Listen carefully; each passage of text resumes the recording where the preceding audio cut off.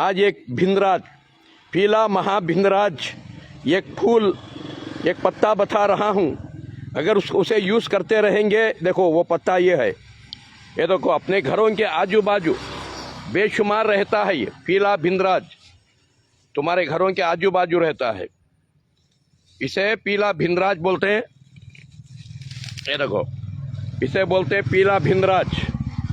ऐसे पीले फूल आते हैं, ऐसे छोटे छोटे पत्ते आते हैं, और कहाँ से कहाँ तक है देखो ये पूरा। ये देखो ये पूरा देखो बाग के जैसा है पूरा। इसे पीला भिंदराज बोलते हैं, पीला महाभिंदराज।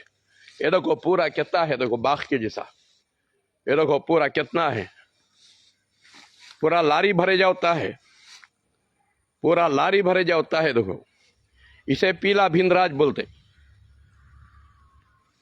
अगर ये कलौंजी मेथी डालकर चटनी के सर का बनाकर अपने सर को लगाएंगे और इसका डिकाशन बनाकर पीते रहेंगे, दोस्तों आपके बाल भी काले होते हैं, आपके बाल झड़ने का बंद हो जाते।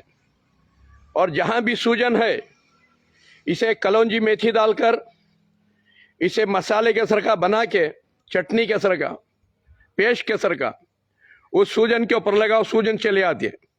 गले का सूजन है, गले में घंटियाँ ही वो पिघल जाते हैं।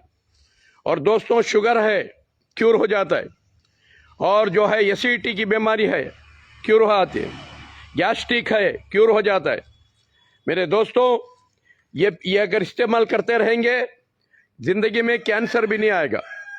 क्योंकि कैंसर भी जो है जिंदगी में नहीं आएगा, क्योंकि ये खून को पतला और पाक कर डालता है।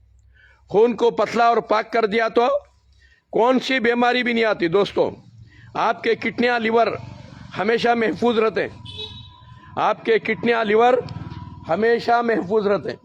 देखो कैसा बगीचे की तरह का है पूरा, ये घरों के आजू बाजू रहता है। इसे पीला महाभिंदराज बोलते हैं।